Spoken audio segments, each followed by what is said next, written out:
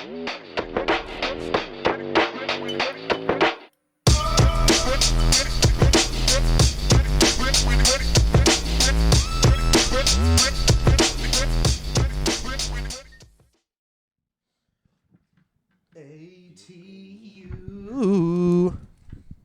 Yesterday and today.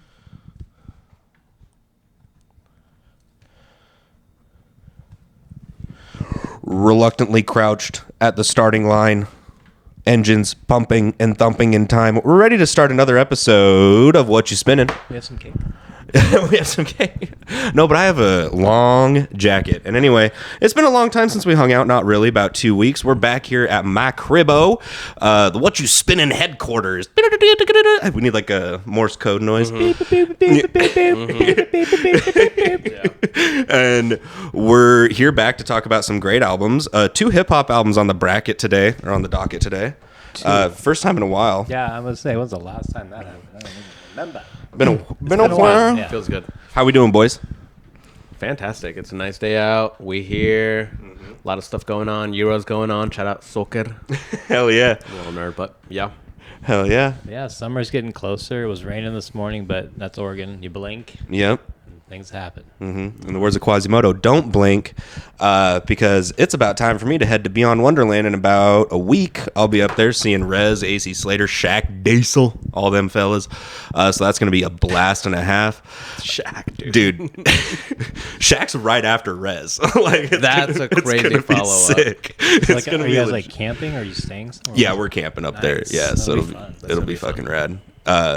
So yeah, I'm stoked for that. I'm stoked to talk about some albums today. We've got some preguntas from Mr. Matt. Well, we just like to talk to you guys a little bit more. We do. We do. Explain ourselves. Explain yourself. Who are you? How many past episode references can we make? Shout out Floater. Apparently their set list rocked last weekend. Everybody was going on and on about like Everclear should have opened. Yeah, everybody's like, Everclear's dog shit. I'm like, God damn. Like the Floater, because you're in that Out of Exile page on Facebook. Yeah. There's like a huge Facebook page for Floater fans, and everybody was just like, Everclear fucking blows dogs. Like, I'm like, Jesus. I'm only here for Floater. Yeah. Then that drummer screenshot or that video he shows from his like viewpoint, he like looks up from this kid and it's just the Cuthbert is covered in fans. I've not seen that many people at the Cuthbert in a long time. Hell yeah. They're all there for Floater, dude. That's sick. Great. I love Cut. I love that. place is awesome. Floater's still rocking it after all these years. Hell yeah. Well, speaking of a band that might get mentioned again here in a couple of minutes based off of these questions. True. Matt, you want me to go ahead and rattle these off again, my friend? Yeah, let's do it. Hell yeah. I'll just ask the ether, y'all respond. What are your top 3 favorite music genres and why?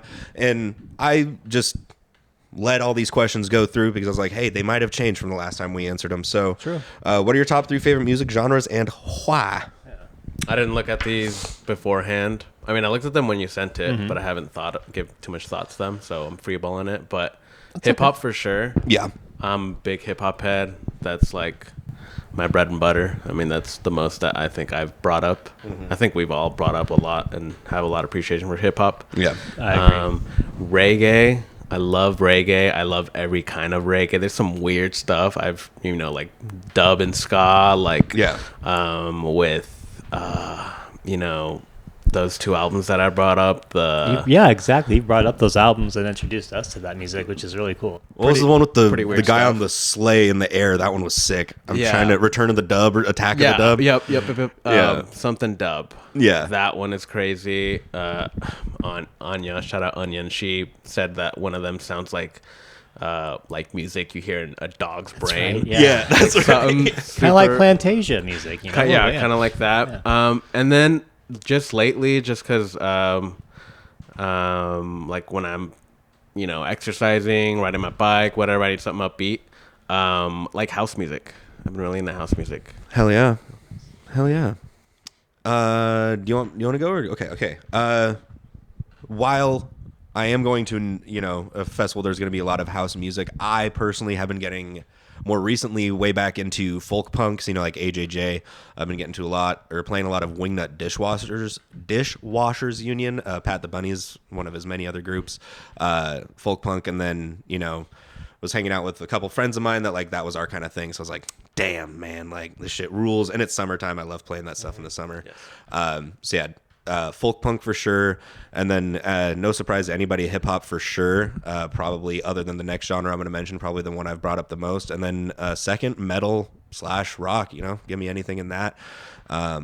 That's just something I've gotten really into over the past couple of years, but also ever since I was a young boy.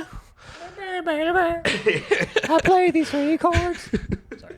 Second Who reference of the day. Put them on the board. Tally it up.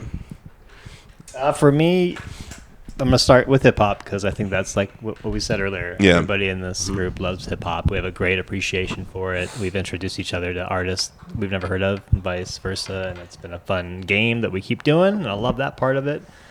And it's nice to find new genres within that genre that are either abstract, no pun intended, or a little bit more hardcore, or just a little bit more instrumental in a sense. Absolutely. Things that I've never heard of. I love that. That's been kind of probably one of my favorite things about the podcast. That's kind of come from it. Not just hearing great albums across the board, but how deep we've kind of dove into hip hop as a genre. And we've covered a litany of things. I was thinking the other day, I was like, dude, we've got the stuff on today's plate, with Blu Exile and ATU.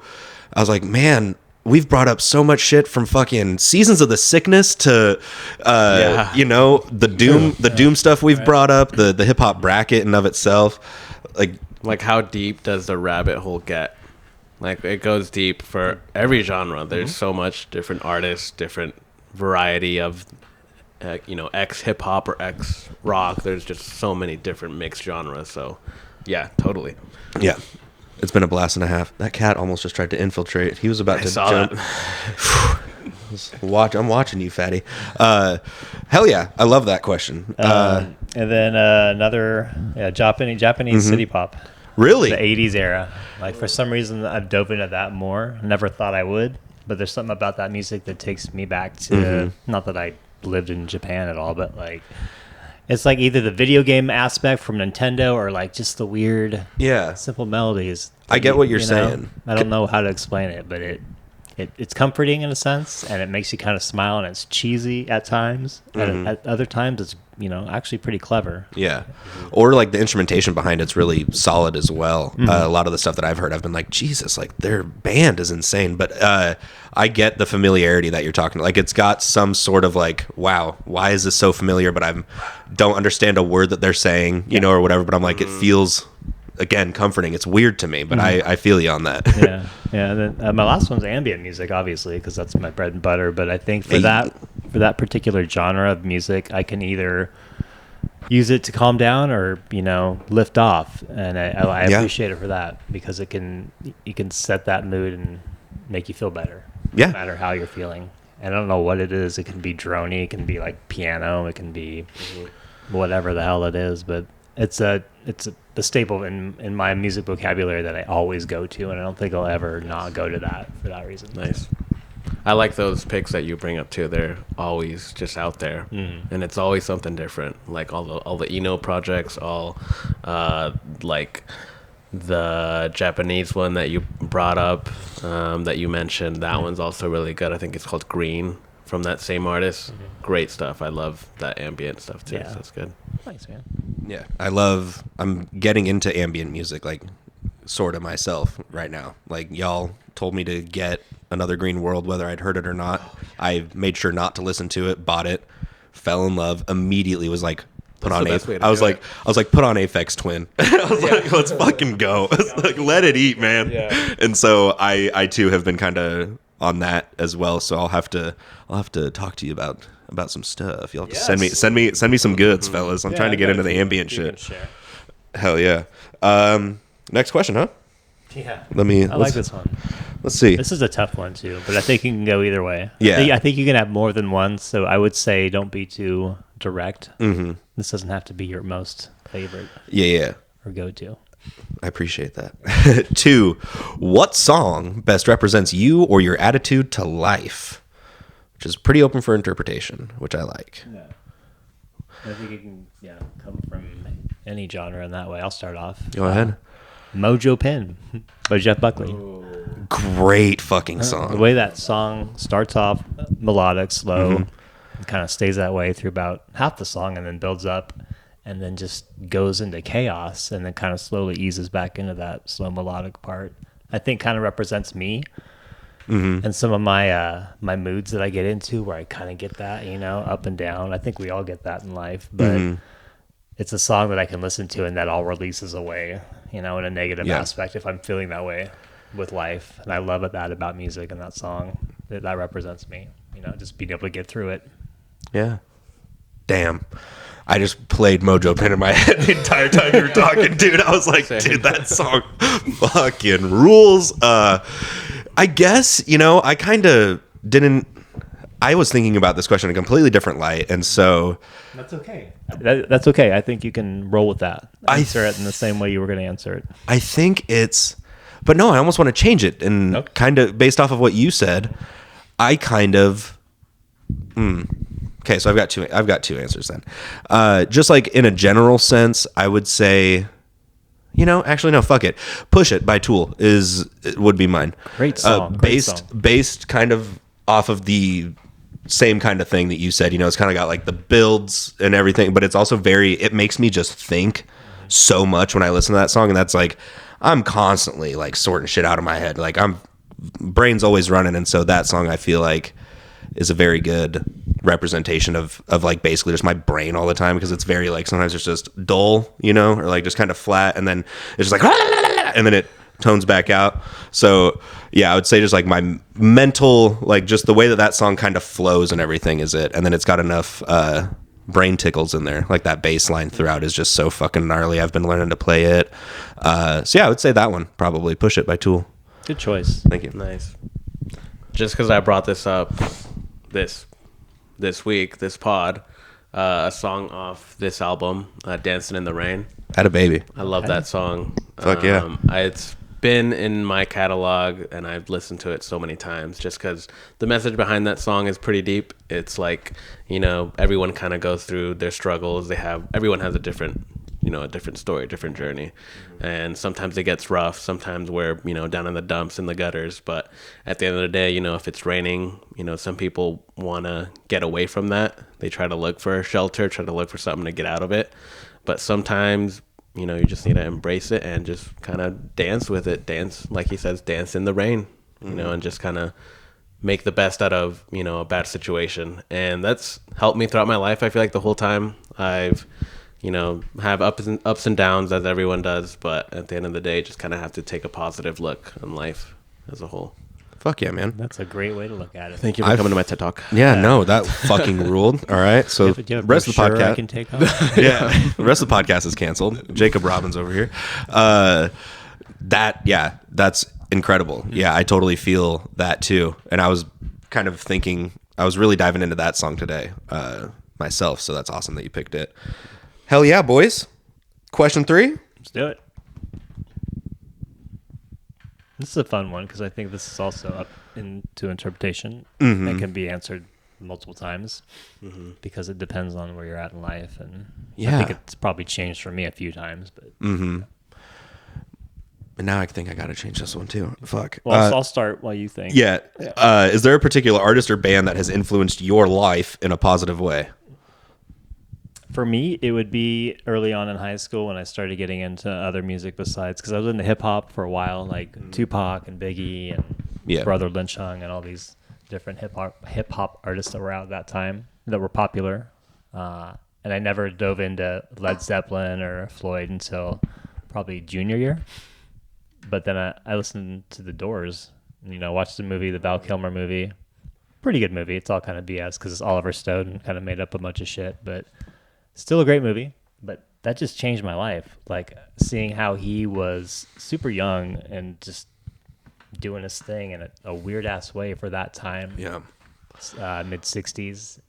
kind of the darker aspects of music. They considered his music dark, kind of like the Rolling Stones, not satanic, but like it wasn't supposed to be popular music, and he just flipped everything on its edge. Yeah. He introduced me to poetry. I remember buying books at Barnes and Noble of just different books that he wrote. Weird abstract poetry, but it kind of got me thinking about how he wrote his songs, and his songwriting was really cool. And he just had that no, I don't care attitude. I'm going to do what I want. Yeah. Too bad he died so soon. Right. Too bad he was a drunk, but at the same time, he did open my eyes to that genre of music and the way of being more of a free thinker. Yeah. And you go back and listen to their catalog, which I haven't done in a while. And it's ahead of its time, a lot of it, like Jim Even Morrison. the first album is insane. You're like, whoa. Like Jim Morrison was way, way ahead of his time. And it was also kind of one of the first times that a rock star or like celebrity's addiction was so just known, everybody's like, yeah, Jim Morrison's a fucking booze bag. Like, Yeah.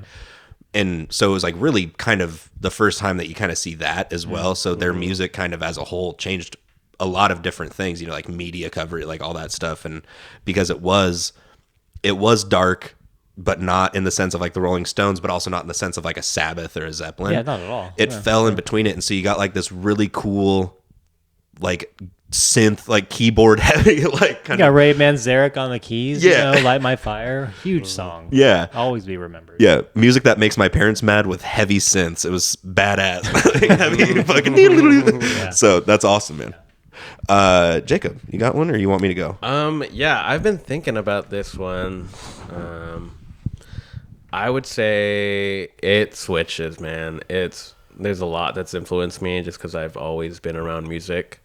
I guess early on when I was in high school, it really got through. It made me get through a lot. I feel like is just like the East Coast hip hop scene. Oh, with yeah. like Pro Era, Yeah. Really Badass, and like Underachievers, Flatbush Zombies. Just that whole scene really just kind of. Made me create friendships, made me kind of get more into myself and my mind. So I'd say that has helped me out a lot. And it's still, it's cool seeing me grow from that point, no longer being that little kid, and at the same time seeing those artists grow in their own respects. That it's like just growth all around, and it's it's good. It's always positive. Hell yeah. You still have that Underachievers album? Still do. You should double check. Cut to security footage 12 hours ago from Matt. Yeah. Mission Impossible. Down. He's hanging on the ropes. He's cutting a circle out of your sliding glass door.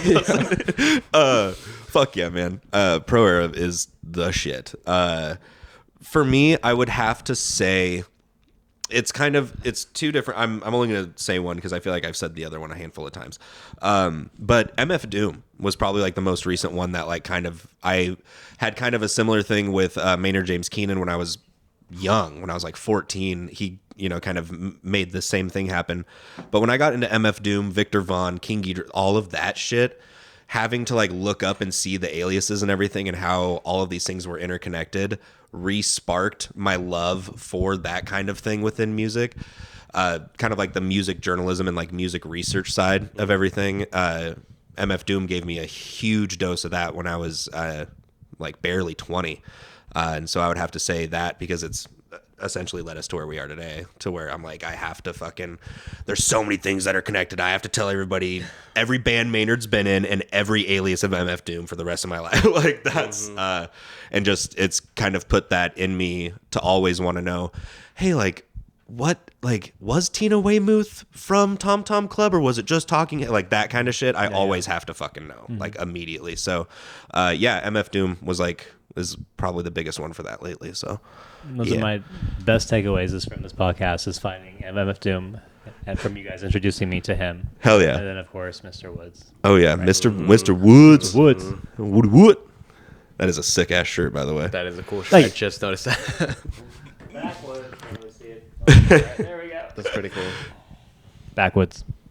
Hell yeah. Well, that's all three. Or you have one? Or no, you just did yours. You did yours. I did mine. Want to double check. We're good. Anywho, that's been the question portion for episode 73 of Whatchu Spinnin. Well, fellas, what do you say we kick into let's get into the business, huh? Let's dive right in. Hell yeah. Well, we'll be right back to dive into Jake's pick for this week. It's Whatchu Spinnin' episode 73. Thanks for stopping in.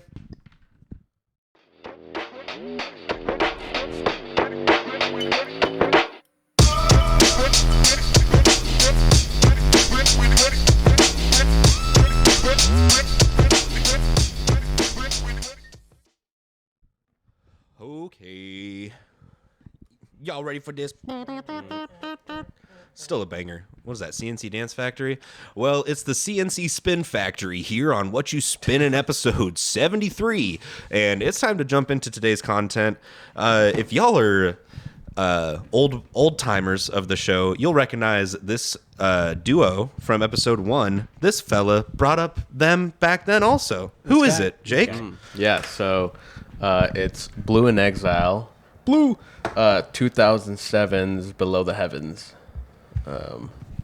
This is Blu's debut. Hell yeah. Wild. 2007. To be a debut with Exile is pretty cool. Spawned multitude of albums that they've done in singles.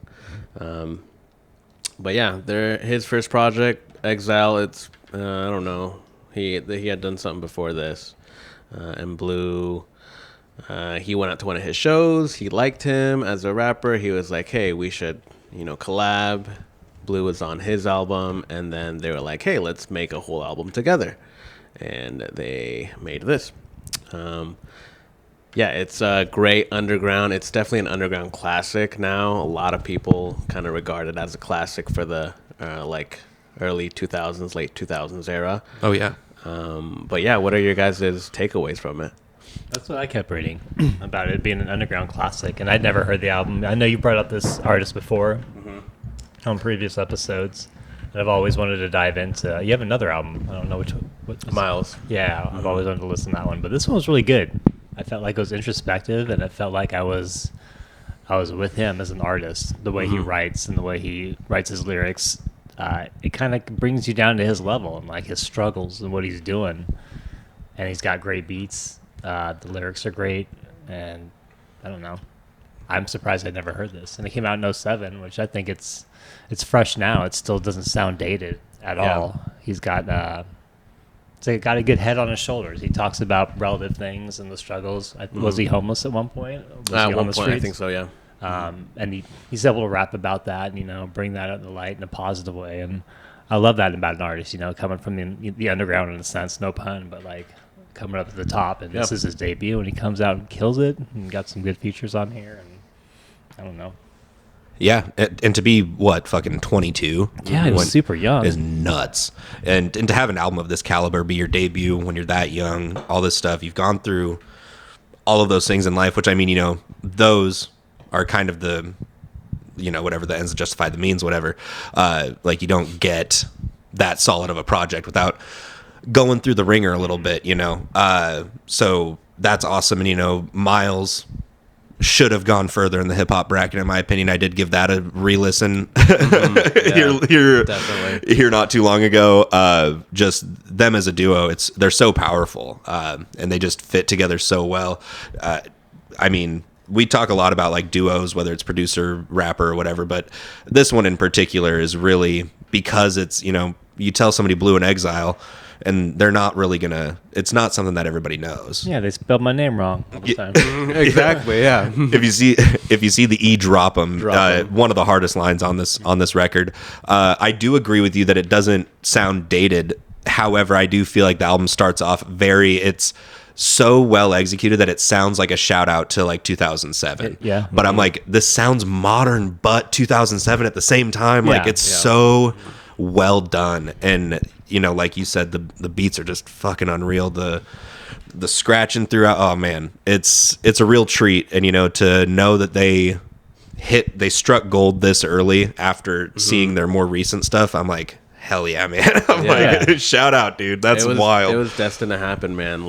And the startup to be like that and to get Exile, not even like a big name producer, right? But someone that was just starting. Same thing with Blu, not a whole lot of history. And just to come out swinging on this, man. And Exile, his production, like he has like a very DJ style production. Like Very he, much he so. reminds me a lot of like a Static Selecta. Like Yes. the way he has like record scratches, his sampling on it, some very jazzy, very funky beats like Juice and Drink, that very funky bass line on it. The production standpoint on it is amazing, and just Blu, just good old hip hop. It's just some good old hip hop. It is. Like you can listen to it and it still hits. It's definitely like comparing this to like Give Me My Flowers, the second project they did for Blu Exile, like in 2012, and then Miles in 2020. Like there's big jumps between them, and you could tell their growth, like they're different styles. But this, in a way, sounds a little bit more like not as experimental, like very fundamental hip hop, but it's still like super solid for especially a debut that Blu did, which just still amazes me. Yeah, and the feels that I get, like when each song starts off, like in Remembrance of Me, is so introspective and like it's so mellow, and like you just feel like you're on that journey with them in a big sense. And then No Greater Love, that sample, dude, it's just like it just reels you in. That tone is there. I don't know when a song can do that. It just away. It has that immediate familiarity, also. Yeah, you know. Yeah. That's what I really took away from it. No Greater Love, you said it, that vocal sample alone, I was like, God damn. And it's, again, like you said when you first started talking about this, it's got like you might not have experienced exactly what Blu did in his life, but he talks about it in such a relatable way to where there's no reading between the lines with like trying to figure out lyricism. Like if you have a brain in two ears, like you can basically relate a little bit somehow, and it's very clever how he does the lyrics that he uses. He's not trying to disguise his meaning at all. He's just saying what he feels, which is what happened. Yeah, not trying to disguise it, make it a metaphor, dude. He's just like, I was on the streets, eating chips and soda, like yeah, and it's like very mature for him too. Like for a 2007 Mind Point, where you have like all this other hip hop going on and not a lot of like underground stuff, and rapping like very introspective as a young man, like. It sets him apart, definitely. And that's what's so unique about it is his rapping ability, his flows, everything. It's like just so detailed for such a young career starting off that it was like already setting him up for success. Yeah.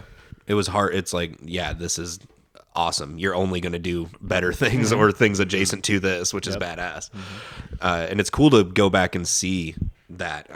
I feel like I've got both bookends. I got to go listen to the Give Me My Flowers now because it's like I've heard this and this. I got to go in the middle. It's so good, man. I've been a fan of these guys for a long time. Even just going back to their catalog, everything they've done in between. Blu has an extensive discography. Like he has so many albums. I think he just came out with one a couple weeks ago. Okay. Really? He just came out with one a couple weeks ago. But yeah, constantly making music, constantly doing collabs. This one, not a lot of features, which I kind of like because it lets him shine a little bit more. Like it lets him make his footprint a lot bigger. But the features that he does have, they rock it. Like Miguel, he's really good. Oh, yeah. Aloe Black is one of the members that Exile also produced with a lot. And Joseph, whoever that is, he kills it on Show Me the Good Life. So. Yeah. And Tarak, that guy that we were talking about out in the garage, that guy, it's again, this is like truly underground if you really think about it, because outside of Miguel and Aloe Black, I don't know who the fuck we're talking about, Yeah. And like Blu and Exile, like I said, those guys are not in the common realm of like the average hip hop listener. And to have an album this accessible, and it's like, dude, I feel like this whole album should have just played on the radio in 07. Oh, it should have, yeah. It's like, There's some great songs on here. Catchy, melodic, catchy and like easy to swallow too. I was like, dude, this was like made for radio back then, but it was so underground that nobody knew about it. Yeah. And the label too, it was like failing as a label, and I think they only pressed like 600. You were saying it was hard to find a copy of this, right? It Yeah. repressed in so long. Yeah. They I think their first release, they dropped like 600 or 6,000 CDs. I don't remember. Something really low. Jesus. Like really, and then they went That is bankrupt. low. They went bankrupt like almost immediately that it released. So for the longest time, they only did one pressing, and it was like just a rarity that you would find one. And Fat Beats did a repress 2 years ago for the 15th anniversary, and I had to hop on. Oh yeah, I had to hop Oh, on. yeah, you do. I remember You did. you mentioned it earlier, but I do remember when you sent that to me. You were like, Yeah. I have to. You should too. I was like, I mean, I was like, maybe down the line, but fuck, I'm glad that you brought these guys up, and especially this project again. There's again Juice and Drank. You mentioned it, so just funky, jazzy a little bit in there. Yep. Dancing in the Rain was mentioned earlier. Another fantastic song. Yeah, there's a lot. And then My World Is, and then I Am. I felt like having that bookend of the album was a that's really. good one. I love continuity like that. So I was a big fan of those two as well.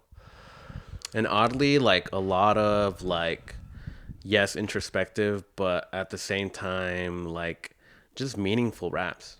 Absolutely. Meaningful raps, even with the title Below the Heavens, and a lot of like references, not specifically religion, but like to God and like a higher power. And it's just something about it that everything that he raps about, it's like someone's some way can relate to a lot of it. Whether it being young, where it being going through struggles, finding out about himself, like in Remembrance, that song, I love listening to it. He always goes through like, and just the storytelling of it too. It's very, He's a good storyteller. he tells 100%. it Yeah, dude. very, very got well, it. and you kind of picture it in your head. So, yeah, I'm stoked you guys liked it. Just another one in the catalog to write in the books. I want to Give Me My Flowers. That's also one I've been hunting down. It's been in my want list for a while now. But yeah, that's Below the Heavens. Hell yeah. Unless if you guys had other stuff to add to it. Yeah, I just enjoyed the Yeah. heartfelt lyrical standpoint that he has throughout the whole album. It's great. Yeah. Know? You can feel it. Like you said, you don't have to be there. I can feel it at 44 years old, relate to this kid at 22. And it's when you can do that as an artist, that's great. Yeah. Big agree. Yeah. And to have like basically a cosign, quote unquote, that's that awesome, Aloe Black, Miguel, Exile at that age, your first album, that's top notch. So shout out Blue. Very impressive. Exile. Also, I mean, shit, I would consider this like one of the debuts of Exile just because he was probably producing on other, he probably didn't have something that was like solidly his or, anything quantifiable. So I mean, shout out to him as well, probably being young in his career also and having something with just such polish on it, underground albums in 2007 run the risk of being unpolished as hell because it was just there was just a lot of clutter back then, I feel like, in hip hop. I think from like that 90s, even earlier before 97, but 97 to even 2007, there's so much underground hip hop that we've discovered a little bit, but there's so much more out there that we've never heard. Yeah. That's amazing. And you got to kind of dig through the ditches to get the You the do, gem. 'cause some of it's you're like, yeah. Yeah. You got Pass. you got like your gangster rap and then like your trap rap. Oh, and yeah. then all this other Yeah. like just adjacent stuff that stuff gets buried under very easily. Yeah, because nobody knew what hip hop really was anymore. Because fucking 50 Cent and Kanye West were the biggest things, and we're like, this is very polarizing. This is very opposite. Yeah. But shout out Blue and Exile, Below the Heavens. Let's top three it up. Do it. Yes, yeah. Honorable mention, Dancing in the Rain. I talked about that song a little bit in the beginning. It's always been a good one to come back to when it comes up.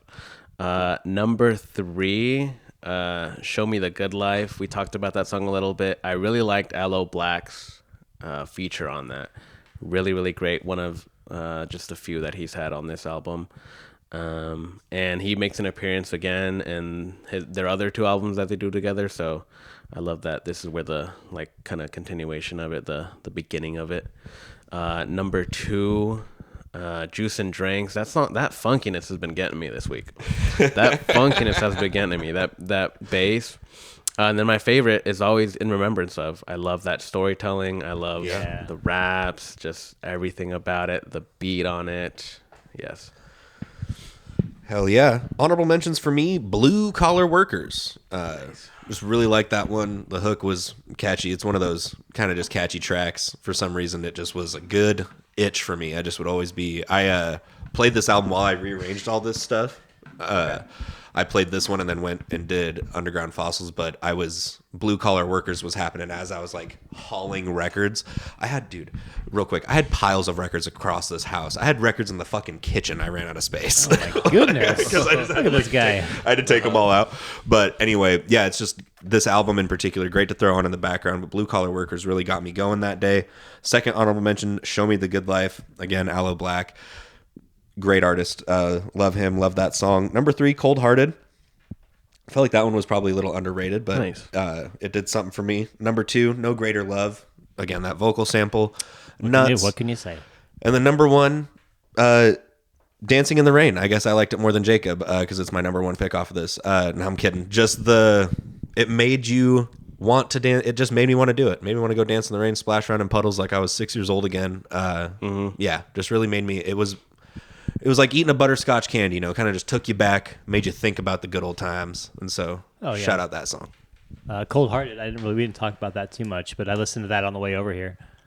Great track. I loved it. Great track. Didn't make my top 3 for whatever reason, but I was like, maybe I need to change it. And that happens every damn time. Right. Every damn time. But honorable mention for me was Simply Amazing, and then 3, 2, 1. And Remembrance of Me, just because it's him as an artist. Just putting it all out there like that. No Greater Love, number 2, for that sampling and the consistent vibe of that song. And then my number 1 pick was Soul Amazing, Steel Blazing. Oh, nice. Love that one too. I love the scratches on that. My favorite one from the get-go. I think it's one of the first songs that I was like, yeah, okay. Okay. Oh, Got you. I see Got you, Blue. Hell yeah. Great pick. Great pick, man. Yeah, thank you. Hell yeah. Blue in Exile. Below the Heavens, released in 2007. Jake's pick for this episode, 73 of Whatchu Spinnin. Let's go ahead and move it along, but move it back in time by a couple of decades. What you say, fellas? It's Whatchu Spinnin, episode 73. Stick around.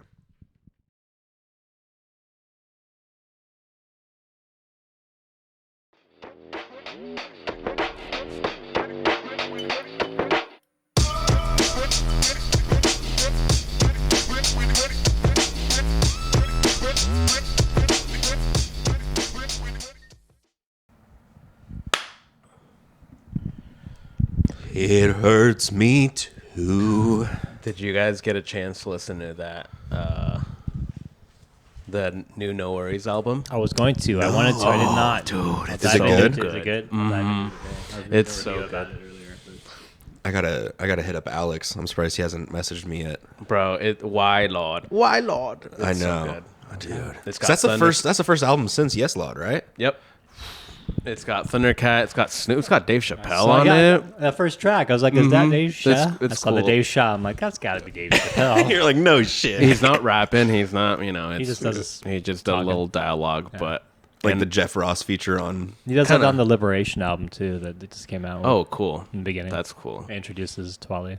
Ooh, Oh, that's cool. Damn, I gotta look at that. that's fucking sick. Well, It might get brought up on the podcast. Just saying. I'll wait for it. Then. well, speaking of stuff that we may or may not have heard recently, in doing our questions, I realized that I kind of skipped over one of my more recent favorite parts of the podcast is the annual question of what the hell have y'all been listening to recently? Anything worth reporting outside of the great albums we're talking about today? Well, I just showed my ass, so The the No Worries album. hell yeah. Timeless, also by K Tronada. New album came Ooh. out on the 7th, so it's been about a week. Also pretty good. I liked it. Maybe not as much as 99, but I gotta give it some more time. Check out that No Worries album, dude. It's so good. It's so good. I'm going to check it out today. Yeah, For sure. probably put it on as I deconstruct. What about you, D? What about you been me? listening to? I've been listening to, I mean, shit, man, anything and everything. Honestly, a little bit of this, a little bit of that.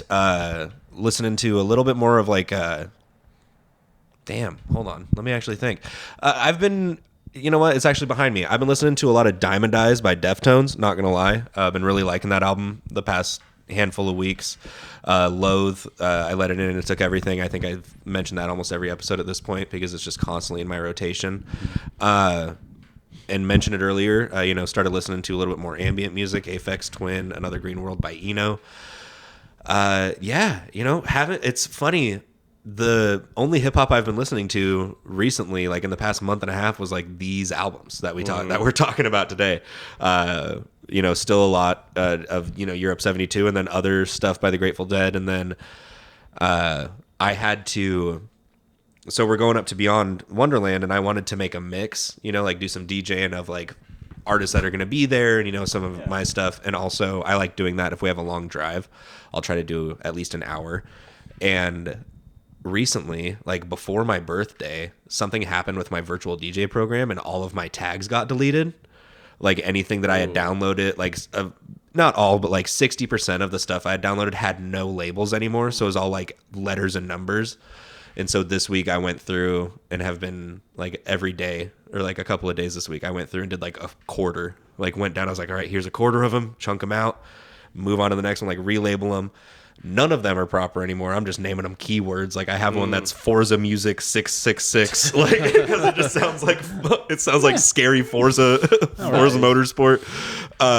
So a lot of like good old classic like bass house, a lot of AC Slater, who's going to be at Beyond, and then Drezzo, one of my favorite artists, Takami, Mala, just whatever shit I downloaded 6 years ago onto my laptop. Nice. And then these albums I would say. But Matt, what about you, man? I've been diving into the weird eclectic krautrock, like German, that band Can. I was sending you songs. Dude, great such a good Mushroom. I went and listened to Mushroom. That song rules. And then what was the Hallelujah? Hallelujah, whatever. That one rules too. That Tago Mago album's insane. I almost looked for it. I've meant to. I should have. I mean, I wouldn't have bought it, but I should have looked for it up at Music Millennium. That's the artist that has like the can with like green beans on it. I've got that album. Okay, cool. Yeah, that's a fun listen to. And then of course Billy Woods, because I'm obsessed. But Aethiopes, that album kind of grew on. It grew on me recently. Mm-hmm. And then that Brass album that he did with More Mother, very eclectic, and she's amazing as an artist too. And then this other one that I found that's William Belinsky and his producer called Sparkle Division. Got that on vinyl. It's very like it's just beats and him playing sax, and then gets into the more ambient things that Belinsky does. But Basinski, I think I'm pronouncing his last name wrong. I've seen that everywhere recently, and I'm like, what in the fuck is that? Because the cover throws you off. We're like, why is there a grandma? Who's grandma? I have no idea, but I was like, Betty. I was like, is this Betty White Incorporated? Like Betty White Recording Co. Right. I thought it was like a Peter Cat ripoff at first. It gets very ambient at the end, because that's what that artist is known for, is ambient. So his producer wanted to make an album with him, and kind of, I think they've made more, but they kind of spin off each other. So the first half is kind of him doing his thing with beats and saxophones, which is cool. The second track is like that. Rock on. I'm writing that down. You just got it too, didn't you? Yeah, I did. It's only $25. I was like, shit. Nice. And then in Living Color, not in Living Color, but Living Color's Vivid album, I go back into that. And there's some catchy songs on there. Some of them I got that kind of cheesy or 90s feel, but like the songwriting was really good. That album's great. And the guitar playing is insane. It's nuts, the musicianship on that album. Yeah. And how it flew under the radar back then. Yeah, totally did. Cult of Personality was huge on MTV. That video played a million times, but there were so many other tracks on that album that are very lyrically poignant and talk about struggles from all aspects of that lifestyle that some of those individuals went through, what they saw in their life. And it's kind of introspective in a way, and I never knew that until I listened to it. Hell yeah. I got to give that album a listen, because that's the one that has Cult of Personality, right? Okay. I gotta give that one a listen again. What year was that? It was 3? 88 actually. 88. You see? Golly. I think they're one of the, I think Bad Brains was more of a punk band, but like they're one of the more popular all African American metal bands that came out and made a statement. Very much, yeah. I would say them and for sure. Them and Bad Brains, which is really cool. Yeah. There wasn't a lot of people that were doing that. No. Hell yeah, them. And then they kind of like paved the way for a lot of like, that was kind of like you said, unheard of. And then now you've got the dude from Block Party, Seven Dust also. It's pretty sick. Anything else before we dive in? I listen to so much shit. Yeah, I was about to say I could really keep going so much. Check this. You guys might like give it a chance. I don't know if I'll ever bring it up. I might. There's a band called Fleshwater. They only have one album. and it has a rubber duck on it. It's called What's the band called? Flesh Water. They're like, I've seen it in our mix before. yes, Okay. It looks kind of scary. We're Not Here to Be Loved. An album by Yes. Flesh Water released 2 years ago. Yep. Yeah, that one. Yeah. Oh yeah, I've seen that. Okay. It's the only album that they've put out. Looks spooky. They're like a female-led, like metal, like not like. She kind of reminds me. So her vocal style is almost like a female Chino from Deftones. Ooh, she's like a like chick that. Chino. They do a cover of "Enjoy" though by Bjork. Okay. That like the guitarist is a dude who sings on it is actually kind of killer. They do like a metal version of "Enjoy," and I'm like, hell yeah! So that's how I found them. But yeah, that one's worth a listen. It's very interesting. It's cool. like I'm intrigued by her vocal style, and like it's kind of got that almost shoegazy guitar feel, like I was kind of talking about Loathe. But yeah, that's an interesting one I've been picking up from time to time. It just crossed my mind before we move away. Shout out to Jake on your pick, Bismillah by Peter Cat. I recommended that album to like 5 people, and they're all like, Yeah, Yes. yeah. and it's amazing to see that they love it so much because you're like, yes, it's not just Exactly. us. Not Yeah. just Shit fucking rules. it does. Yeah. Great album. I've shown that to like one of the attorneys at the old place I worked at. Like I showed him it. He was like, "What the fuck?" And I've told a handful of people like, hey, listen to this. Or I had it on like an Instagram story, and people were like sliding in my DMs, being like, "What the fuck is that?" I'm like, Yeah. "Dude, just listen, Dude, just listen to that thing." It is fantastic, man. Yeah. I'm excited for that show. That show's gonna be That's gonna fun. be We're sick. gonna go see him live in October. Almost a year to the day of Arm & Hammer too. Right? Yeah, it's like 5 days prior. Whoa. It's kind of cool. It's kind of sick. Fuck yeah, man. I'm probably about to start playing the fuck out of Bismillah too. Now that the weather's getting better. Yeah.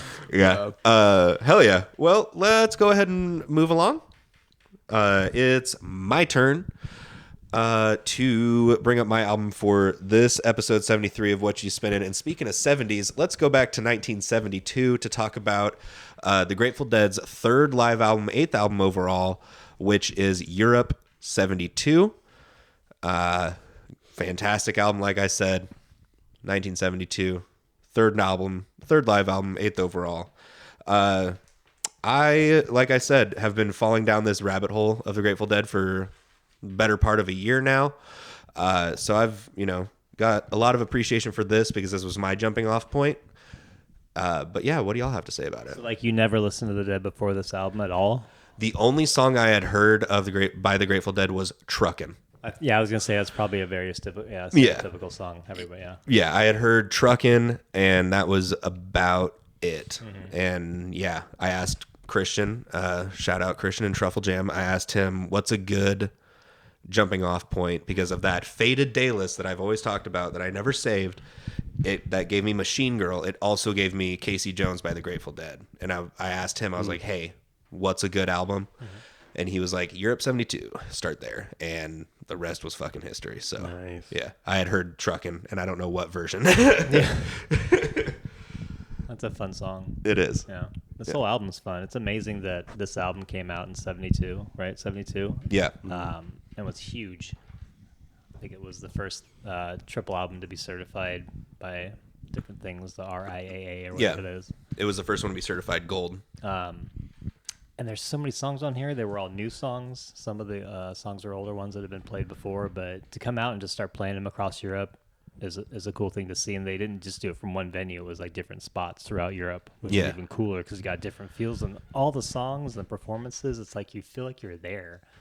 And I've never been a huge Grateful Dead fan. I dove into them a little bit when I was in high school. I was able to go see them live. Should have paid more attention, but I didn't because we were just looking to get high, and that didn't even happen. So, You saw them with Jerry, though, right? yeah, I was like 14, and yeah. Jesus, That's cool. that's fucking nuts. That's still crazy. I remember seeing some lady getting carried out naked on a stretcher by paramedics, just flipping out on LSD, which was like, all right, we're at the Grateful Dead show.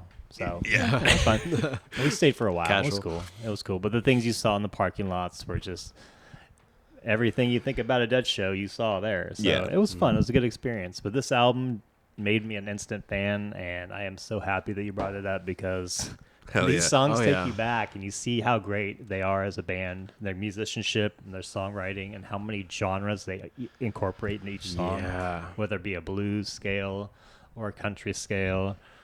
They just go everywhere, and they're all so tight. And to do it live consistently, I mean, they were known as a band that toured and did well live. Like, that was their thing forever, and their following was huge. Obviously, the Deadheads, we all know that thing, but man, what a great introduction for me. Yeah, so, thank fuck you. yeah, absolutely. No, same, yeah. because I've heard the name, I've heard the stories, I've heard about their cult following for the longest time, and I've never said, I'm going to listen to him. I don't know why I don't do it, why it's never come across me, but this is also just a fantastic introduction. It's really good. It's a great listen. It's super catchy. Just the country, the blues, the jam band aspects, like it's all just kind of free form the way they're playing sometimes. And it shows in their live performances that they're just like so in tune with themselves, with their instruments, that they just, just let loose and they make it work fantastically. And it's crazy that like they still had such a crazy following, and their like albums, their songs or whatever, they're not like massive hits, but they're consistently like one of the best bands, and like consistently with such a strong following of, followers that they have. And I mean, it goes to show that they've been doing it for this long. Their whole catalog almost is like live music. There's like 100 albums of just live music. Yeah. But man, it's a great starting point to get into, and I definitely have to get into that rabbit hole. Yeah. I They definitely have to improved get a into lot too. It feels like yeah. that was their thing, is improving on stage and doing it live really well. And I wonder how much they did that on this album. Yeah, well, it's more prevalent toward like the end of it on Truckin'. That's like a 12-minute version of that song alone. That's not a very long song normally, right? It's like 3 minutes long. Right. I have American Beauty, the one that it's off of. But yeah, that's the thing, is they just would take 3-minute long songs and then be like, fuck it, let's jam. And that's why there's so many Grateful Dead cover bands that are like, half a Grateful Dead band, but also they do whatever, because the Grateful Dead just made music to jam on, and then they did it themselves. They were the pioneers of psychedelic rock, but they transcended a genre almost. It's really hard to put a label on them because of all of the shit that they did. They're doing, one of their biggest staples is a blues standard, that they just throw, that they're like, hey, let's do a badass version of this, but before that, let's do China Cat Sunflower, jam for 7 minutes, and then do I Know You, Rider. And it's like, everybody in the 70s loses their fucking mind. Yeah. But to kind of go off what you were saying, Jacob, like the Grateful Dead were so transcendent across everything, like, across generations, that they had to come back and get John Mayer to like front them. Like they had to do Dead and Co. They're like, people just keep asking because they know everybody's alive but Jerry. They're like, please. And they're like, fuck it, John Mayer can replace Jerry. Cool. And then they struck gold with that. But the fact that the demand was so high at, fucking 60 years apart for these guys is really something to be said, because it's just so crazy. And it's like, wow, these guys, like Aerosmith played the Super Bowl, but Grateful Dead didn't. Like, it's like, if you think about how many Grateful Dead heads have you met and how many fucking Aerosmith fans have you met in your life, It's true. It's like 50-2. I know. But this album in particular, I think the first part of it is so strong. Phil Lesh, his bass playing on this throughout to start off, that you get the intro to Cumberland Blues, and it's just immediately makes you want to just, and you just don't stop until the end. Like it sinks its claws into you and just takes you for a ride. And by the time you get to I Know You, Rider, you're like, wow, 30 minutes has passed, but it feels like it's been one consecutive piece. Like the way that they laid out this album and everything, it's surprising that it's different dates. Yeah. Like it could have been one show to me. I think sadly this band got stereotyped into a band that was just like a hippie band, and like you can't access this band. But if like you sit down and listen to any of the songs on this album, like if you can't find a song you like, There's nothing wrong with them. Yeah, there's nothing wrong with this album. This will make you a fan right away. I don't care what you say. Yeah. If you don't like the Grateful Dead, you will after you play this album. 100%. I was like, I'm interested in them. And then I heard this and I was like, yeah, where's the rest? I was like, immediately added this to my want list. I was like, immediately have to find this, like track it down, and then thus leads us to where we are now. But yeah, man, like, and they're just, I would kill to just be like back at one of those shows on this tour, because you know that it was nuts. Oh, yeah. Dude. It's also the first tour. I got to shout out Christian. I meant to ask him to be on this episode, but I fucking forgot until it was too late. But the selling point that he gave me, he's like, Europe 72. It's considered one of their best, and it's the first album with just Billy. He called him Billy. He's like, just Billy Kreutzmann on drums. He's like, because they used to have two drummers. It was like him and Mike something, I want to say. I can't remember the other guy's name, but he left the band like right before this tour, and he's like Billy really like shows off or something. He said something crazy, and I was like, fuck yeah, all right. I was like, all right, Bill, take me for a ride. So that was and also an interesting take for them. They had a couple other guys join, like a guy and his wife joined the band as like side vocalists. I noticed that there was a lot of people coming in and out around this time. Yeah, it's cool because, like, I mean, for me, a casual listener, I'm not like super into like who the artists are and exactly good with the names, but just seeing that, it's like they were, you know, at this point in the time that they're a band that just like, you know, hey, you know someone, word of mouth, hey, he's a pretty good drummer, he's got a wife, she can sing, like bring him in, and they killed it. And yeah, I imagine the shows back then were just crazy going all over, especially in Europe.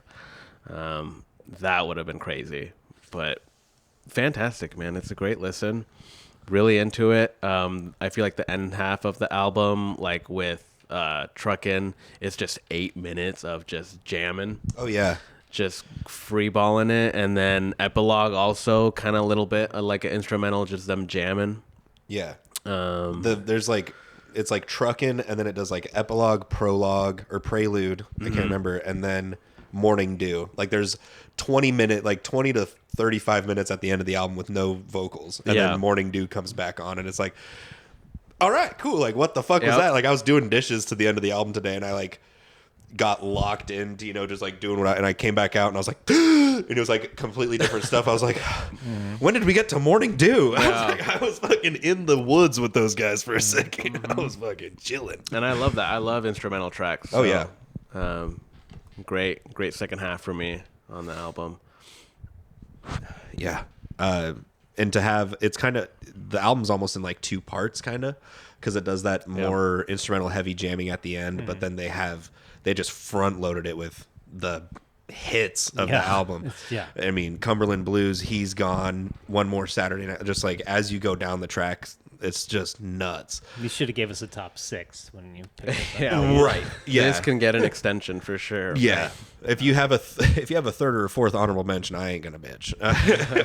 I like the music because it takes you back to that time, and it's timeless in a sense. Like even the song "China Cat Sunflower" sounds like it could be played today. You could blast that shit, and it's a great track, you know. And I love that about this band. It's timeless, and music takes you back to that specific time. You're there. Yeah. You're feeling it. Oh yeah, absolutely. Especially with China Cat Sunflower, you know, they do that. He does like his little guitar solo, you know, and then it extends into, you know, a solid 2.5 minute jam about, and then they just are locked right back in on that down, like and I'm like, how the fuck? I'm like, what happened? I remember the first time I heard that alone, I was like, these guys are fucking crazy. I was at work at the credit union behind you, and I was like, what the fuck is this? I was like, they did that. They like literally did that jam and came back so locked in. I was like, you can't train professional marching bands to do that shit. You got a bunch of acid heads like that locked in. I was like, that floored me. That's like, just honestly, that was probably what did it for me, was like that jam session and then just coming right back in so connected and everything. I was like, there was and this is a live out. I was like, fuck this. Dude, I was like, fuck these guys. All right, I'm in. I was like, I get it, guys. I'm sorry. I'm there. I was like, I talked so much shit and didn't get it for so long, and then I hear China Cat. now I get it. Yeah, now I get it. Right? Like once you hear this, you're like, okay, I can get why people dedicated years of their lives to following these guys around. Yeah. I think it's really cool that the label gave them the material to do this. They gave them the recording equipment essentially to Yeah. make this album happen and to make it sound good. 'Cause Yeah. back in the 70s, if you didn't record it right, it's going to sound like shit. Oh yeah. And so they did it really well. Yeah, and the only thing that they did, and this is something I don't think, sorry, I'm not sure if this happened a lot back then, but when they got back to the States, they just redid the vocals over everything because there was like some imperfections or whatever, and so they just, to really lock everything in, they just did the vocal tracks in studio, threw it over it, and it reminded me, when I read that again, it reminded me of the Los Lobos thing from the Jane's Addiction episode. Right. I was like, they should have just done a Who concert applause in between. Right. That would have been hilarious. Yeah. But that was a tactic I still don't think gets used very much. Is, just overdubbing vocals after the fact. No. So I thought that was a very creative move because I imagine that a lot of the luster would have been lost. It sounds so clean and crisp. I mean, it's great. It does. Hell yeah. Well, shall we? Let's do it. Let's do it. Also, shout out China Cat. Fun little fact about that. In the order, I told you guys this out there, but it's cool to me that they do China Cat, Sunflower into I Know You Rider, which is that old blues standard. And this was like one of the first times that they did that in the set list. I don't think it was the very first, but it was one of the first times they did the set list like that. And then they never stopped doing that. They're like, if we play China Cat, it's leading into I Know You Rider. Like, nice. We're gonna That's jam really for cool. we're gonna jam for 6 minutes. Like, so just about every time. Like even on their album, they did a live album from fucking Veneta, and it came out like a year or two after this or prior. I can't remember. And it's like same thing. China Cat into I Know You Rider. I wonder how many different improvs that song went on to. Holy shit! So I can only imagine. Yeah. Just check every associated band. Like that's the thing is I looked up Bob Weir, the guitarist, because the photo that I'm going to use has him in it, and I was like, is that what young Bob Weir looked like? Because he looks like a coal miner now. Yeah, I've seen that. Yeah, he's got the Lemmy muttons, but on steroids, like they're nuts. And then he looked like a French painter when he was a young boy. So I was like, I have to look up, and it's like, check out Bob Weir's Grateful Dead associated band. So I was like, holy shit! It's like everybody was like, because they couldn't use that name anymore. Yeah, they did like Dead and Company, like all that shit. But that alone really says something about a group that they could influence that many people to be like, I want to cover their music. I want to be just like them, yada, yada. So shout out the Grateful Dead and shout out Europe 72 because it's what got me heavily into them. And yeah, I'll go ahead and so you don't have to scroll back. I'll send my playlist again to you guys in the group chat. Thank you. You can put it on while you're barbecuing. It's great to do stuff too, that playlist. But anyway, let's top three it up. Yep. Honorable mentions for me, Hurts Me Too. More recent favorite of mine. They had a guy named Pigpen in the band. Oh, we didn't talk about that. I didn't know about that until I read up this week. I can't remember something, Robert McKern or something, I believe his name like was. that. Yeah. But Pigpen is what he went by. Was in the band as like a harmonica player, pianist, vocalist. Had some vocals on there, wrote a couple songs. He really liked to do like the blues standard covers is what he kind of did. And unfortunately had died of a hemorrhage like the year after this album came out. This was his last tour with the Dead. He was never supposed to tour with the Dead on this run because doctors said that he should stop, and he's like, fuck that, I'm gonna go to Europe. And thank God he did, because it got one of my honorable mentions out of it. Cool. And shout out him. Second honorable mention, just been a more recent favorite of mine out of the Dead in general, but Ramble on Rose. Love that song, just great. I'll give a third honorable mention. Sugar Magnolia follows it up, also very good. Number 3 for me, Jack Straw. Love the lyrics on that, and it's just got like a very gets you going. Like, I don't know, Yeah. it's almost got like a pump up kind of feel for me on that one. Number 2, He's Gone. Fucking when it was, I drive and sing to that song all the goddamn time because it's just so fun. Just such a good song. Steal Your Face Right Off Your Head is a huge line of theirs now. Like the Steely, that's what it's called, the Steely, based off of that lyric, but the lightning bolt thing. Oh yeah. It's called the Steely from that lyric. So cool. It's huge for the lore of the band. And the number 1, I did a combo because they're never played apart. China Cat, Sunflower into I Know You Rider. It's just incredible. Come on. And that lick is just so fun to play on guitar. That do do do do It's a banger. So shout out Grateful Dead, man.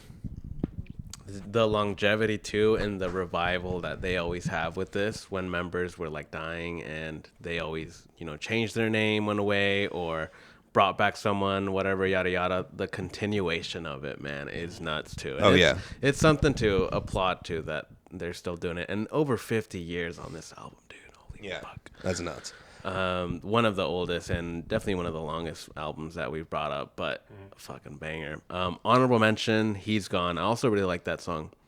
That song has a great intro. I feel like it'd be nuts if this was like the actual one of the first songs they played on tour. It would be really good.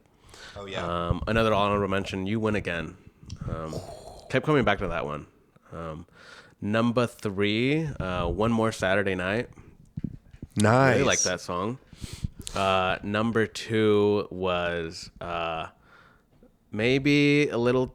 I didn't know that there's multiple versions of Truckin', but I like Truckin' just because the jamming at the end of it. Oh yeah. I could also throw an epilogue in there because it's also an instrumental, but Truckin' number 2, and then my favorite, definitely China Cat Sunflower, man. How can you not? Yeah, right. It's That so means fucking good. I'm just gonna call it now. There might be 2 or 3 songs off of this in my Spotify top 5, but China Cat might be top 3 on my How can you Spotify not? Wrapped this It'll year. probably be in mine too. I'm gonna early calling it. Honorable mention for me was Tennessee. I really like that track. Had that country vibe to it. Number 3, Ramble on Rose. Good song. Love that track. Number 2, China Cat Sunflower, for the obvious reasons we just spoke about. And then Jack Straw, because that was like the country song for me from the Grateful Dead was Jack Straw. Yeah. The way that song starts off is just like, I don't want to say hippie-esque, but it's just like, yeah. It's very good. Just that we can share the women, we can share the wine. Like it's like it's just got such an outlaw feel to it, but it's like so. There is a special charm about that that I can't particularly put my finger on, but there's a particular charm. One more thing to shout out, just because I kind of did a drive-by mention. Phil Lesh, their bassist, his bass playing throughout is really something to look at. It's unreal. And unfortunately, it's damn near impossible to ever try to figure out how to play a fucking live version of a Grateful Dead song on bass, because he said he's like, I never played the same thing twice.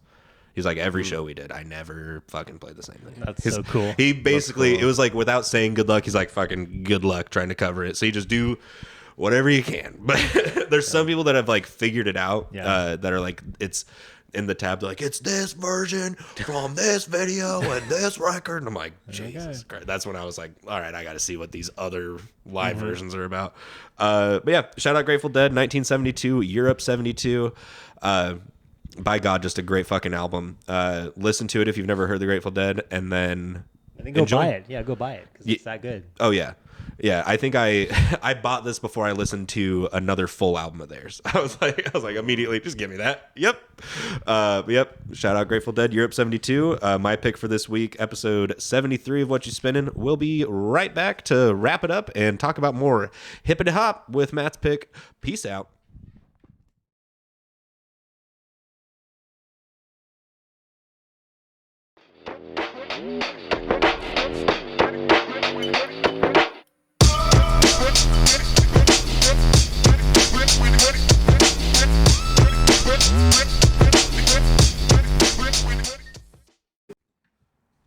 Bird getting his 3rd ring. How's Lavinian Tomlinson doing this year? Anybody picking him up in fantasy? Did Patrick Ewing play for the Celtics?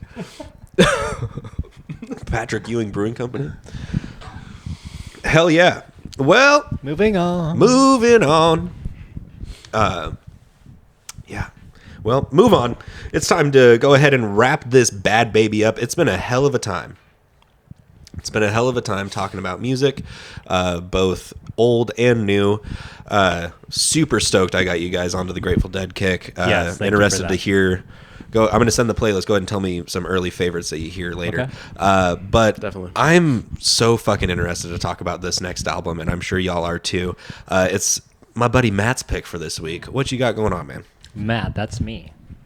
I've been diving down that rabbit hole of abstract underground hip hop for a little bit, and I found a few artists. We brought up one of the Juggernauts a couple casts back, And between that album, I found this one by a band called Abstract Tribe Unique.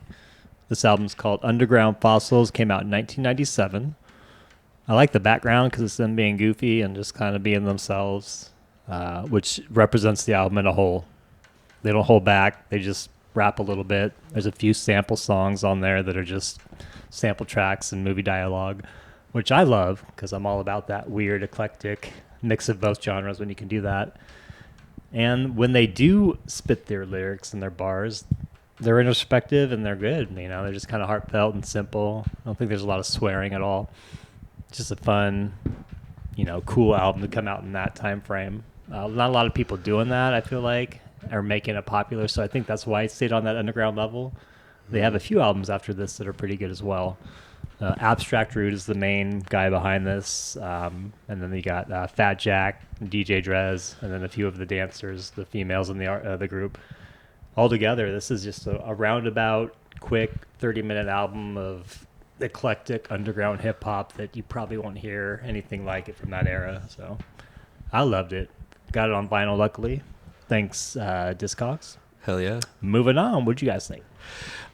At first listen, I was immediately intrigued. You know, These Lions is a great way to, you know, start off like a real good introduction to it.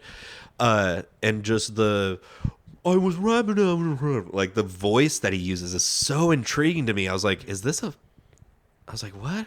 And I immediately had to like go scroll and like zoom through the song, like just be like, is this just one song or is this the whole thing? And then I was like, oh, this is just his shtick or whatever. Yeah. It's just what he does. I was like, that's fucking intriguing because it's not done all that well. I called it the slow-mo voice because it's like He's slow all the time. Yeah. It's incredibly unique. Nope. Again, I mean, fuck. It's unique, it's abstract, and it's tribal. It's going to be said 18 times. But it's so unique, especially even for underground hip-hop. And at this time, you know, to make such a bold... Because that's the thing is rap is it's so tied into the voice, you know, and the mouth. And so to have something be that warbly and, you know, like, whoa, like it sounds like you're in Jello the whole time. Yeah, like Slow Lights. Yeah. Yeah. Yeah. It's such an interesting take, but it's so well executed. And the production behind it, really, it all is like a perfect thing. It's like a perfect package because it's like, I don't think those vocals work unless it's tied to these, you know, tied to the beat. I feel like they're too cohesive, you know. But it's part of the charm of it for me. I was like, oh, this guy's a fucking weirdo. I was like, I love this shit. Yeah. I'm like, he's just rapping like this the whole time. Let's go. I'm like, so I love that kind of that really unique spin on it. That was still my favorite thing about it was just his vocal on it. Yeah. Like even going back to Slow Lights and the lyrics towards the end of that song are so dark. Yeah. What the fuck? Carjacking and taking you back to his house and yeah, I gotta write a letter to my mayor or whatever. And it's like, what? Hold on. Yeah. I had to listen to this like 2.5 times before I even listened to Below the Heavens because I was like, what?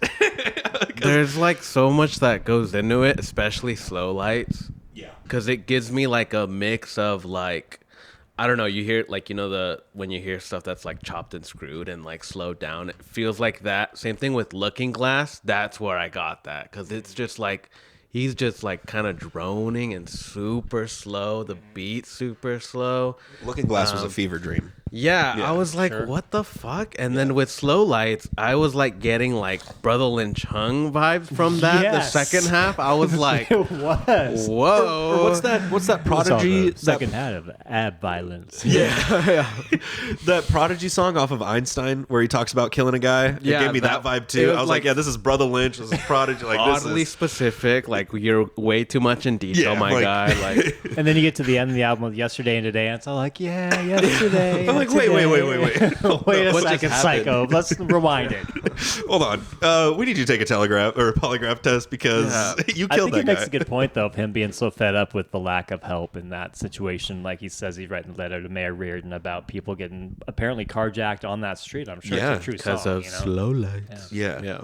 I just loved everything about it. You know, once you like listen to the full thing, you're like, oh, it's like the anti-concept album, but it is almost still like there's a concept to it. Like you have to, if you listen to the full thing, you get so much more appreciation for the individual tracks than if you were to just to listen to, if you listen to everything that had lyrics on it, you're doing yourself a disservice because the instrumental sample tracks are such a piece to it that kind of without it, you don't get the, It's not the same album. it doesn't impact, you know, songs like Slow Lights or Looking Glass, like they lose their kind of meaning and what their intent is. Yeah, it was laid out very well track by track. I agree. Yeah. It sounds kind of also at the same time like a collaborative album because you get him rapping abstract, but you also get the beats, you get like the sampling. So it sounds like kind of a duo that they have. Like they'll switch off from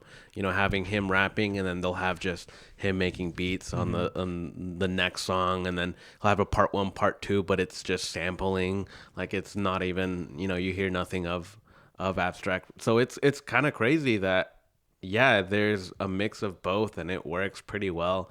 I also thought it was pretty funny the like just their name, Underground Abstract Tribe. Like they were like just trying to pinpoint, like they just put like underground rap group in like a word generator to see what it would come up with. So they looked up those words in a thesaurus and they're like, yeah, What do we got? we're doing that.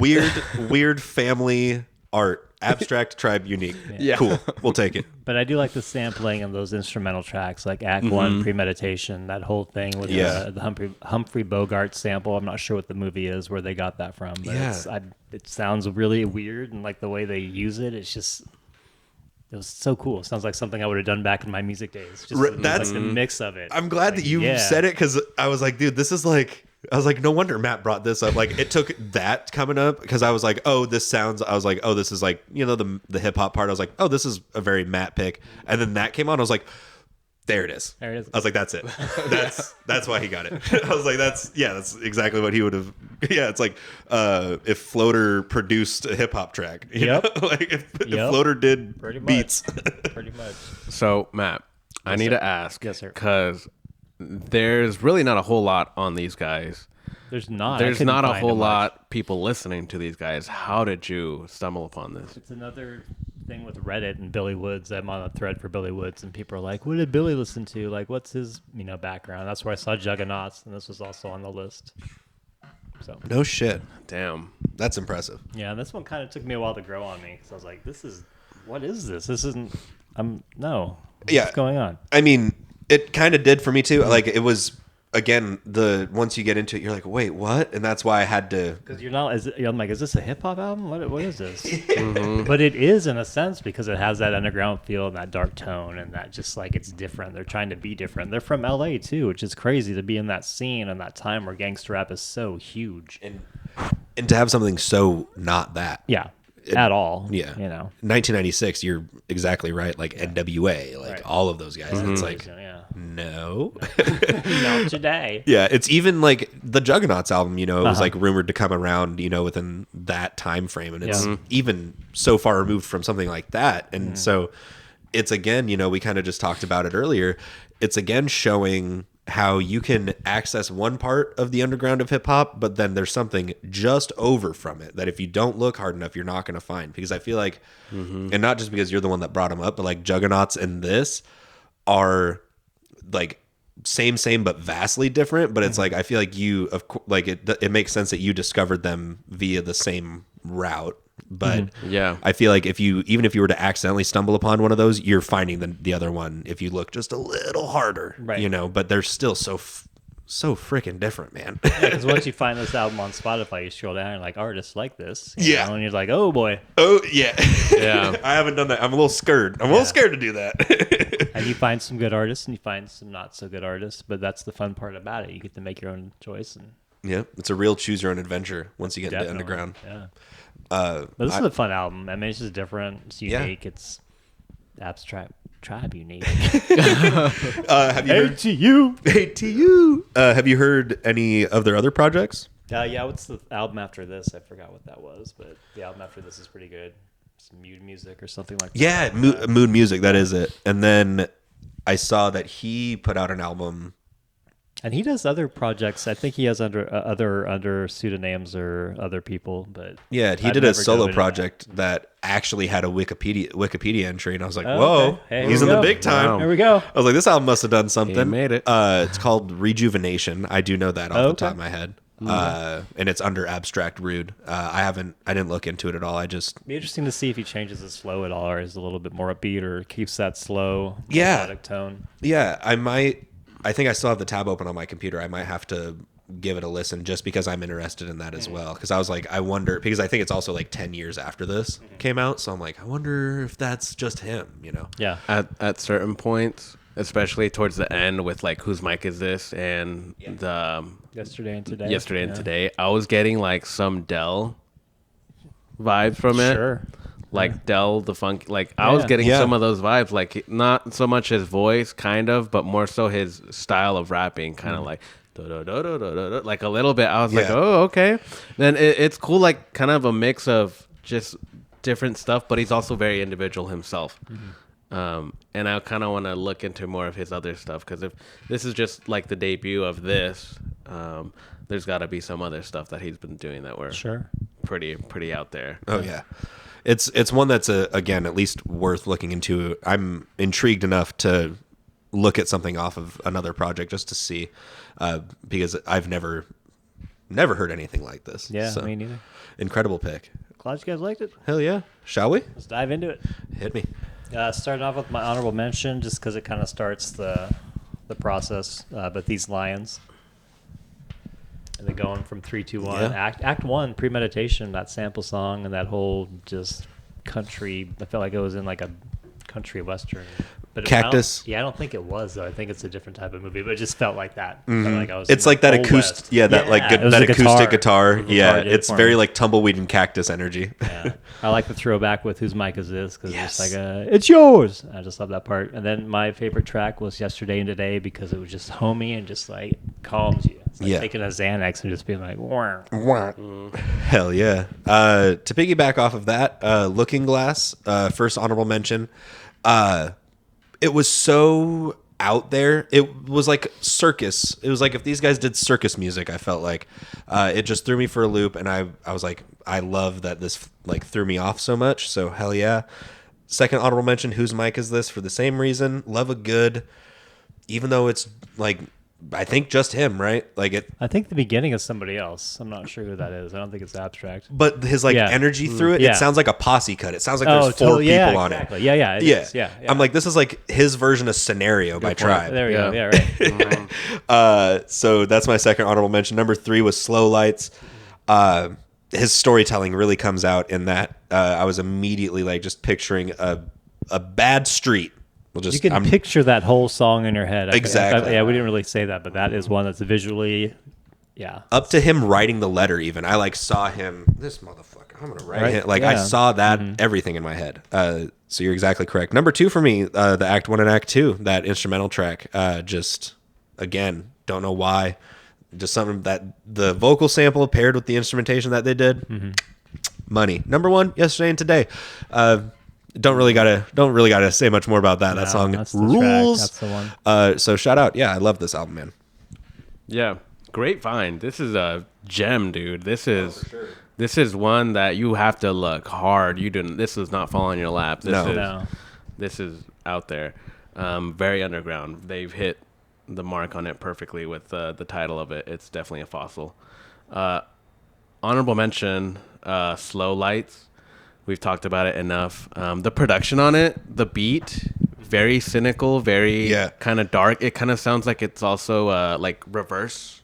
Yeah. Like the beat is reversed, think- kind yeah, I of. think It so. sounds like. I like that song. Number 3, A Sentencing, A Thief's Last Lecture. Nice. One of the Yeah. instrumentals on it. Number 2, These Lions. Really the first song that caught my mind, that caught my eye. Like apart from Rebirth, because it's just like an instrumental. And then favorite track for sure, Yesterday and Today. Love that song. Hell yeah. I almost knew it. That Yesterday and Yeah. Today would be the one. We all know that one. It's a good one.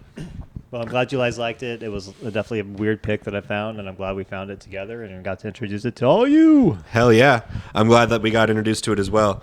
And yeah, I'm going to have to, if either of us end up listening to anything else by this guy, please share it. Like, Yes. let us know what it was like. Fuck, if I do, I'll bring it up. I'll try to bring it up next time on the cast. Cool. Anyway, it's time to put a big fat bow on this thing and do everybody's favorite part of every episode, where we go ahead and let y'all know what's coming next time we meet. But this has been a fantastic episode. It's Whatchu Spinnin' episode 73. Stick around for next week's or next episode's stuff being teased. Peace out.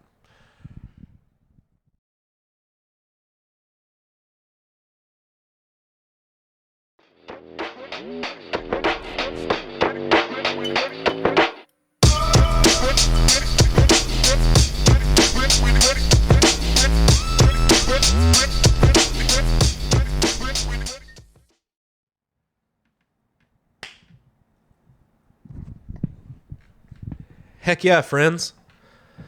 Y'all ready for this? Burp, burp, burp. Oh, hold on. Let me do something real quick. And let's get this back up here. Whatchu Spinnin'? Are you ready to rock tonight, New England? What's up, Gillette Stadium? We're in Chicago, sir. Oh, what's up? Fuck, what's This is a Wendy's. what's Bears? What's the Chicago White Sox? Bears. What? What's the Chicago White Sox stadium? I don't know. I don't remember. I was just trying to name a stadium. Soldier Field. There we That's Soldier Field is the Bears. What's up, Soldier Field? Shout out the fridge. Shout out the fridge. Shout out Dika. Hey, shout out Butkus. Hell yeah, friends. Well, this episode 73 has been an absolute blast. But we got a quick little announcement, every time it's like, an episode that ends in 0 or an episode that ends in 5. We like to do a little theme. Our last full themed episode, I think, was episode 50, because episode 60 we started the hip hop bracket.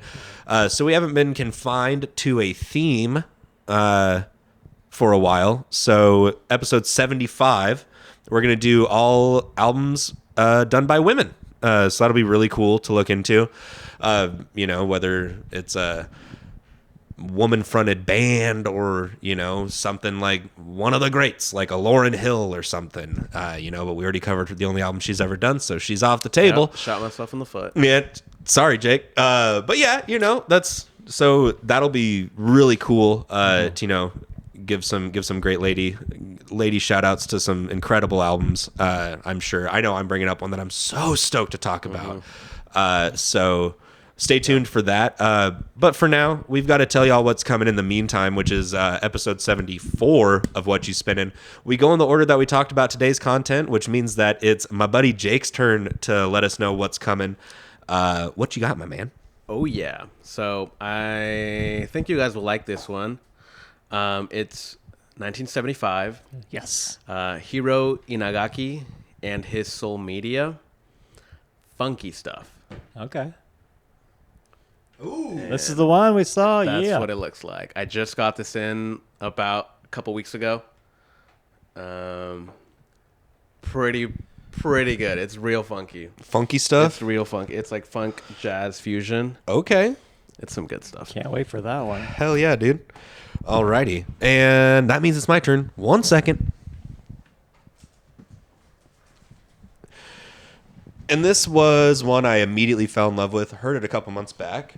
I think I've mentioned it 1 or 2 times on here. It's a group from New Zealand. It's called Fat Freddy's Drop. The album is Wairunga or Wairunga. I'm not sure how you would pronounce it. But some good reggae dub, electronic kind of stuff. The whole last side of the album is basically a house track, and that's how I discovered them. So yeah, I thought they were, going to be house music. They turned out to be dub, so that rules, and I think y'all will love it. Nice. Well, Dorian, you inspired me with your double album pick. I'm going to go the complete opposite genre-wise and probably make you guys shit your pants, but this is probably the best double live metal album of all time, Decade of Aggression by Slayer. Fuck yeah, it is. So here we go, boys. Decade of Probably the fucking heaviest aggression. album I've brought up. I would say so. And you brought this album up before the other one I thought you would bring up by this artist.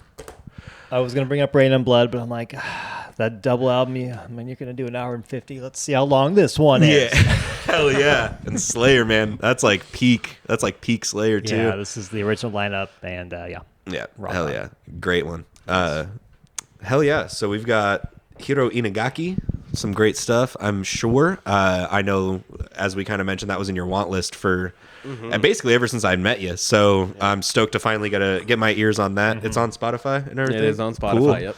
Hell yeah. And then Decade of Aggression, and then Fat Freddy's Drop, one I've been really excited to talk about, and I finally got it in the mail. So that'll also be fun. And then yeah, episode 75, we'll have the ladies coming out, ladies night on Whatchu Spinnin. That'll be a lot of fun. But for now, this has been Whatchu Spinnin episode 73. We hope that you enjoyed it. Go ahead and follow us on Instagram at Whatchu Spinnin, at Dorian Dilly. Like, subscribe everywhere you find podcasts, Apple Podcast, Spotify, YouTube. Tell your friends. Even if you are on like baby's first podcasting platform, we're probably on there. I have a fucking RSS feed for a reason. That's about it. Oh, actually, I've been going and playing through the Devil May Cry series on Twitch at Balakay Go ahead and follow me on there. Come stop by on the stream, playing through them on a harder difficulty. It's a good time while I am unemployment or employment challenged, as I said earlier. But yeah, Matt, thanks for stopping by. Thanks for coming on. Thanks for having us over. Love the background. We have Of some course. great pics on the wall back there in case anybody didn't notice. You better be watching. You better notice that. Jake, Thank you for hosting, man. Thank you for having us. Good to see you guys as always. good to see y'all. Thanks for helping me pick the wall. Go buy vinyl records. Go support your local record store. They need you. Yes, exactly. Support local music, support local record stores, local businesses, everywhere you go. And be nice to somebody. Tell someone hello and tell them about this podcast. It's been Whatchu Spinnin episode 73, a Spike Lee joint. Peace.